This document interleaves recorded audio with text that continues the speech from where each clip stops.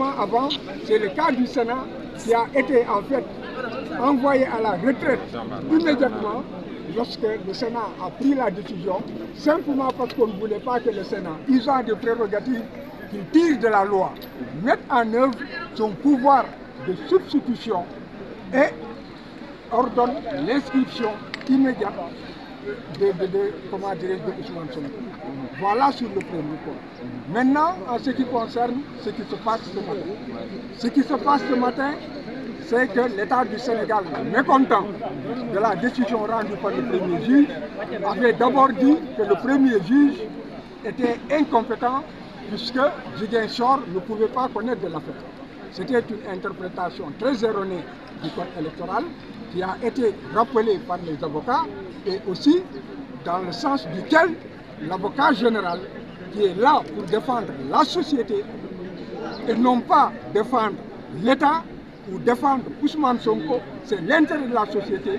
Il a dit que l'État du Sénégal n'a pas bien compris la règle du droit et que d'abord, du point de vue de la loi, en citant les textes de loi, notamment les articles 41 et 40 du code électoral, la Cour, l'avocat général a dit que non seulement c'est très précis, mais encore c'est la Cour suprême qui a confirmé le juge du tribunal d'instance de Dakar dans l'affaire Karim Meïssa Wade contre l'État du Sénégal dans le cadre du contentieux des inscriptions sur les listes électorales et avait dit que le critère de compétence, c'est en fait le lieu d'inscription de la personne parce qu'il y a un lien de rattachement à la circonscription électorale et que c'est là où vote la personne que en fait la loi a voulu rattacher en fait le domicile de la personne. Il y a d'autres arguments, mais c'est déjà suffisant. À partir de ce moment déterminé, la Cour suprême elle-même ne peut pas se dire, et l'avocat général de rappeler, pour que nul ne l'ignore, que lui-même était ici il y a 10 ans dans ce dossier et qu'il était encore avocat général et que la Cour, c'était la chambre administrative, celle-là même qui siège aujourd'hui, qui avait rendu sa décision comme si c'était une mise en garde. Vous ne pouvez pas aujourd'hui ravaler ce que vous avez voulu. Le deuxième point qui a été en fait posé, c'est par rapport à la question de la déchéance, de la conclusion de Ousmane par rapport au délai pour saisir la juridiction de Ziguinchor. Pour l'État du Sénégal, il y a eu une notification. Or, c'est 5 jours à compter de la notification que les délais courent pour la saisine du juge. Lorsque vous saisissez tardivement, alors vous avez mal saisi, le tribunal d'instance ne regarde pas votre dossier, il vous déclare folklore et le dossier est classé. Alors, l'avocat général, abondant dans le même sens que les avocats de la défense, a fait comprendre que non seulement là aussi, l'État du Sénégal doit aller apprendre le droit parce que la notification et la signification sont en droit deux notions différentes. La notification, c'est porter à la connaissance d'une personne par la voie administrative une décision ou bien un fait. Alors que la signification, c'est envoyer un huissier de justice, on l'appelle acte extrajudiciaire, et c'est l'huissier de justice qui en fait est mandaté pour qu'il fasse en fait porte à la connaissance de la personne donc les faits dont on voudrait qu'il sache. Donc après avoir effectivement rétabli cela, l'important étant que ce qui est recherché, c'est que la personne puisse être informée pour pouvoir mettre en œuvre ses droits, saisir le tribunal dans les délais requis, sans entrer dans la polémique.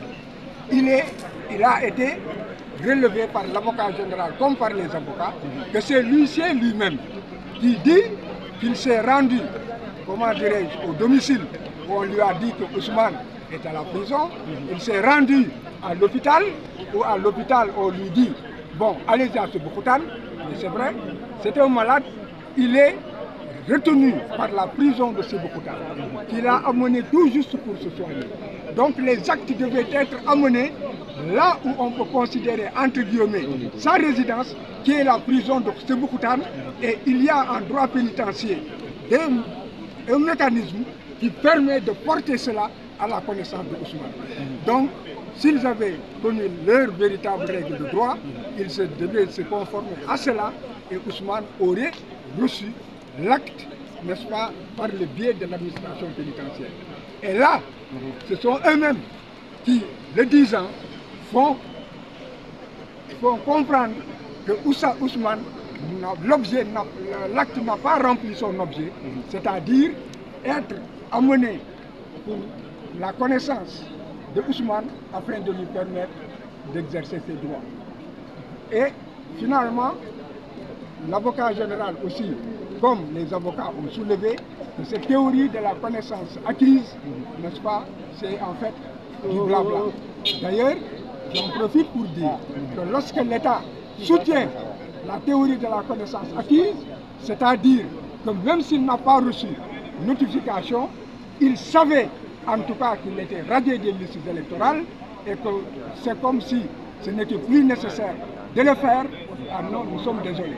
Parce que les dispositions du code électoral disent qu'une personne radiée doit recevoir par écrit une notification expresse de l'autorité compétente qui a procédé à la radiation, à savoir les commissions administratives électorales ou bien, comment dirais-je, la direction nationale, la direction générale des élections.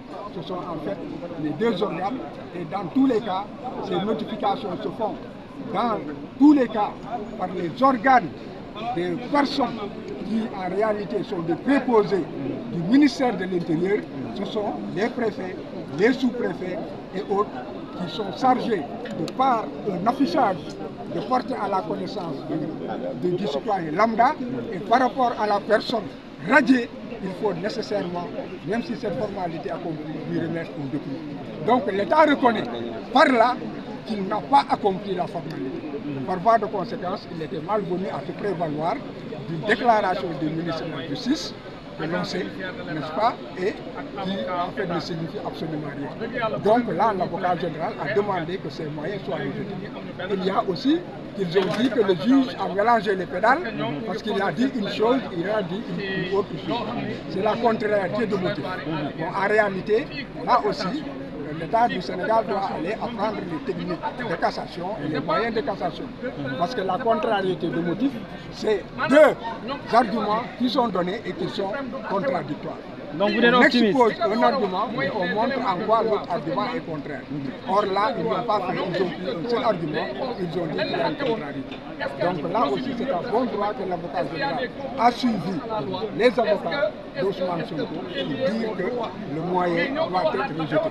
Et plus globalement, pour résumer, en fait, la Cour n'admet pas que l'on vienne devant elle en matière de cassation. On ne vient pas devant le juge de cassation pour critiquer le raisonnement d'un juge pour parvenir à sa décision. Et il a rappelé que certains arguments, sans aller dans les détails, ne tendaient qu'à remettre en cause l'appréciation souveraine du juge, du fond et des faits, et de critiquer l'argumentaire du juge, ce qui n'intéresse pas la Cour de cassation. Donc, je l'ai dit pour que nul ne l'ignore, le monde entier suit cette affaire. Dommage que la CEDEAO ait raté le rendez-vous. En tout état de cause, je terminerai en tant qu'avocat de dire que l'avocat général est encore de notre côté et que l'on sache que l'avocat général, c'est l'avocat de la société, pour l'intérêt de la société, il a demandé au juge de rétablir Ousmane Sonko dans ses droits pour qu'il puisse participer aux élections, parce que si on le rétablit sur les listes électorales, il n'y a plus de motif. Maintenant, il faudrait aussi que tout le monde soit vigilant. Dans l'hypothèse où la Cour suivrait l'avocat général et les avocats de la défense, Ousmane doit à la seconde être rétabli sur les listes, parce que dans l'affaire Khalifa Sall, lorsque nous avions saisi la CEDEAO, ils avaient dit que le rabat d'arrêt était suspensif. Que le rabat d'arrêt n'était pas suspensif. Alors, la Cour de CEDEAO les a suivis. Alors, ils ont compris qu'ils avaient tort et que la Cour avait mal jugé. Ils se sont précipités pour réviser la loi organique sur la Cour suprême et dire maintenant, noir sur blanc, que le rabat d'arrêt n'est pas suspensif. À partir de ce moment déterminé, la décision rendue non obstant le rabat d'arrêt devrait être exécutée. Je suis optimiste. Pourquoi? Parce que le droit, ce qui me fait seulement mal dans cette journée, c'est que les droits de l'homme qui sont censés être protégés et garantis, disent que toutes ces violations sont en fait normales.